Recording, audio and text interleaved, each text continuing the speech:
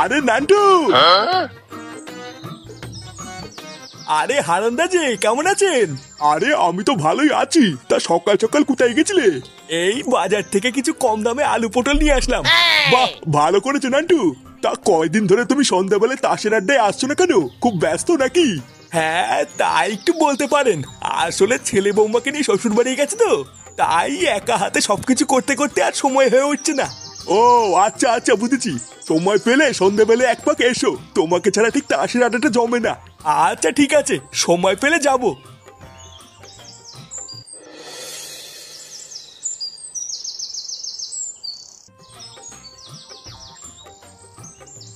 গিন্নি, আরে কই গো গিন্নি? এই তো। উফ, লেওড়া কি গরমে, এখনো শীত ছুরি হতে পারলো না আর গরমও পড়ে গেল। এই নাও বাজার করে এনেছি, তাড়াতাড়ি রান্নাটা শুরু করো তো, জোর খিদে পেয়েছে। হ্যাঁ এই তো, ভাত হয়েই গেছে, শুধু তরকারিটা করেই তোমাকে খেতে দিয়ে দেবো। তা কি বাজার করে আনলে গো? আর বলো না, বাজারে খাওয়ার মতন তেমন কিছুই নেই।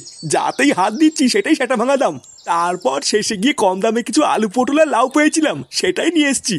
এই, তুমি সেই সকালবেলায় বেরিয়ে এখন বাড়ি এসছো কম দামের কিছু আলু আর পটল নিয়ে? হ্যাঁ, এই মানে গিন্নি, বাজারে এর থেকে কম দামে আর কিছু ছিল না গো। তোমার ওই কম দামের আলু আর পটল নিয়ে কি তোমার বাপের শ্রাদ্ধ দেবো নাকি? শালা সেই কবের থেকে একটু মাছ খাই না, একটু মাছটা জানবে কিনা তা না, এনেছে আলু আর পটল। একটা দিনে একটু ভালো মন্দ খাওয়ানোর ক্ষমতা নেই, বালের ভাতার হয়েছে উনি। বালের পচা আলু পটল কিনে নিয়ে এসছে। নে রে, আজকে মনে হচ্ছে আর কপালে ভাত জুটবে না রে। না, ফুটোকে একবার ফোন করে দেখি কবে বাড়িতে আসবে। এইভাবে তার বাড়িতে একা একা থাকা যাচ্ছে না।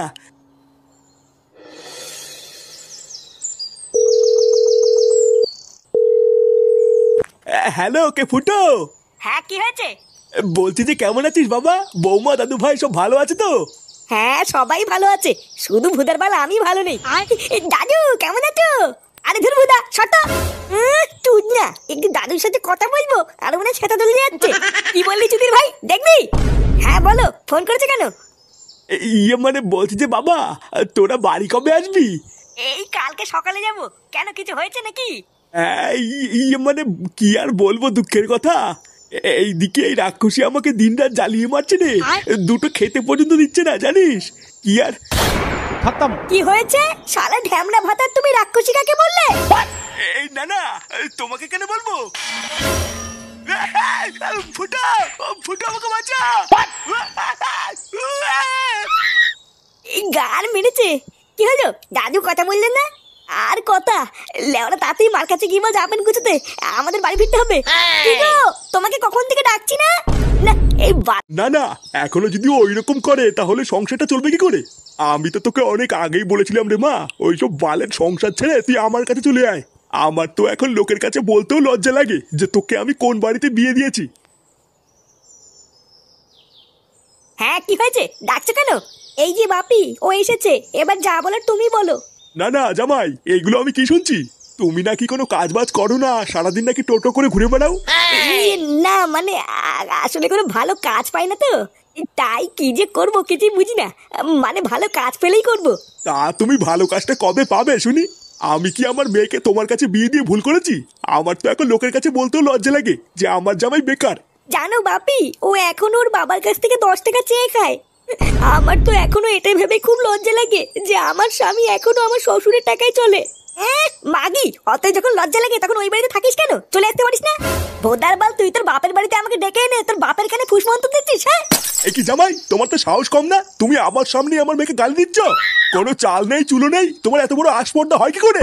এই দেখুন বাড়া, আপনি বেশি মারাবেন না, ঠিক আছে? লেওরা আমার চাল চুলো নেই সবই তো আগে থেকে জানতেন, তাহলে আপনার এই বালের মেয়েকে আমার ঘরে ঝুলি দিলেন কেন?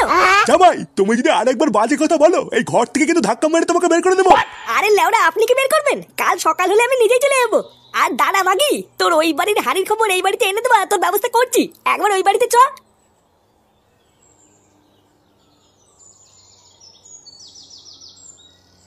মা, ও মা, এ কি রে বাবা, তোরা চলে এসেছিস? হ্যাঁ চলে এসেছি, ওই বালের বাড়িতে আর কয়দিন ঘুরবো। কে কি রে ওইভাবে বলছিস কেন? কেমন আছো দাদু ভাই? ভালো আছি দিদুন, তুমি কেমন আছো? আমিও ভালো আছি দাদু ভাই। এ কি বৌমা, তুমি চুপচাপ মনমরা হয়ে দাঁড়িয়ে আছো কেন? কিছু হয়েছে নাকি? আরে ধর, ছাড়ো তো এইসব বাচ্চালে কথা। দিদুন, দাদু কোথায়? তোমার দাদু দেখো ঘরে শুয়ে আছে।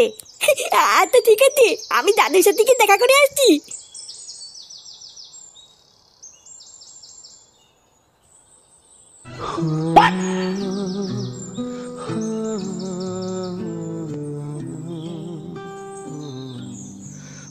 এই দাদু। কে রে? এই মেলেছে। দাদু তোমার কি হয়েছে?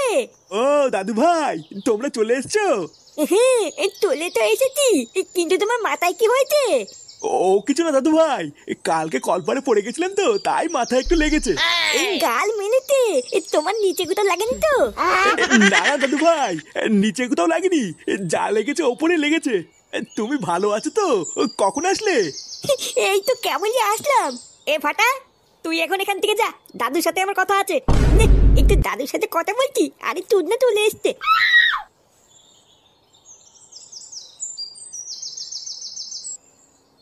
এ কি বাবা, মাথায় কি করে লাগলো তোমার? আরে বলিস না বাবা, কালকে তোর মা আমাকে রামপাট খেলিয়েছে। তোরা তো বাড়ি ছিলিস না, তোরা জানিস না আমি কি করে বেঁচে আছি। মা তোমাকে এইভাবে ধরে কেলালো আর তুমি কিছু বললে না? আমি আর কি বলবো, আমি কি তোর মার সাথে পারি? দেখিস না গিলে গিলে শরীরটা কি বানিয়েছে। তোর সাথে অনেক কথা আছে রে বাবা, আজকে সন্ধ্যাবেলা একটু বাড়ি থাকিস, ঠিক আছে? আচ্ছা ঠিক আছে।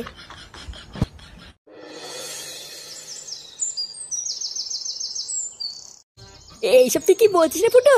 তোর মা তোর বাপকে কেলিয়ে চোখ মুখ কানা করে দিয়েছে? হ্যাঁ ভোদার বাল, তা নাই তো কি? আমি কি তোদের সাথে মজা করছি নাকি?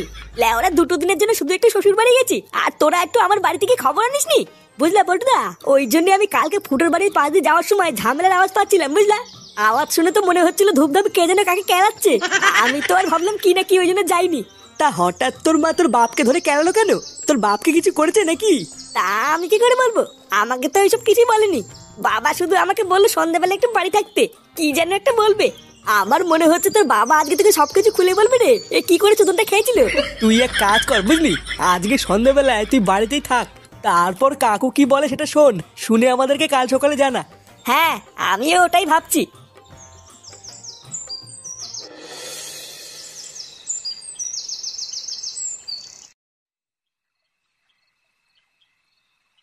বাবা, ও বাবা, কি হলো? বাড়ায় আমাকে বললো যে সন্ধ্যাবেলায় বাড়ি থাকতে। না, একবার ঘরে গিয়ে দেখি গিয়ে ঘরে আছে কিনা।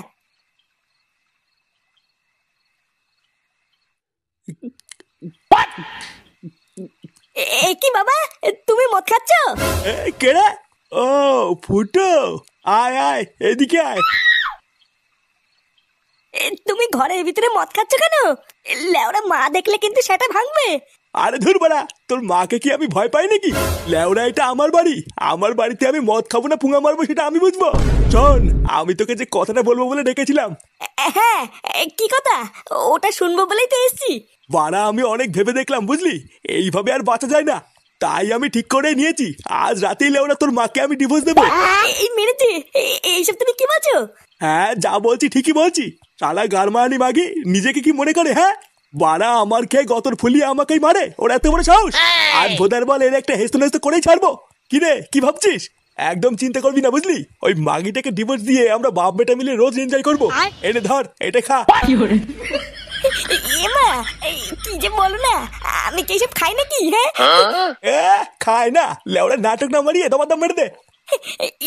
মানে কি যে বলি, সত্যি সত্যি তুমি আমাকে দিচ্ছ? হ্যাঁ হ্যাঁ, খেয়ে নে খেয়ে নে। আরে চোদন, এ তো দেখছি মেঘ না চাইতেই জল। হ্যাঁ ফুটা খতম। এ কি মা তুমি?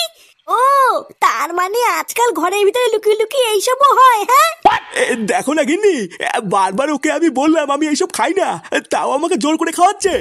এইসব তুমি কি বলছো বাবা? আমি তোমাকে কখন খাওয়ালাম? তুমি তো আমাকে। চুপ, একদম চুপ। কি আমি কি? হ্যাঁ এখন যেই দেখেছিস তোর মা দেখে ফেলেছে আর অমনি আমার ঘরে দোষ চাপাতিস, তাই না? তোর মা যেসব কাজ পছন্দ করে না ওইসব আমি একদমই করি না, আর তুই কিনা আমাকে জোর করে খাওয়াবি? গিন্নি তুমি চিন্তা করো না, আমি ওইসব একদমই খাইনি। তুই আজকাল এতবার বেড়ে গেছিস যে মদের বোতল নিয়ে এসে বাবাকে খাওয়াচ্ছিস। এই মেরেছে মা, আমি যে তোমাকে কি করে বলি, লেওরা আমি ফেসে গেছি।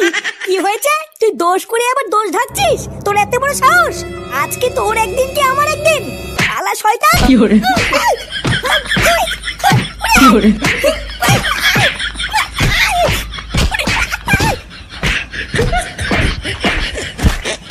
Subscribe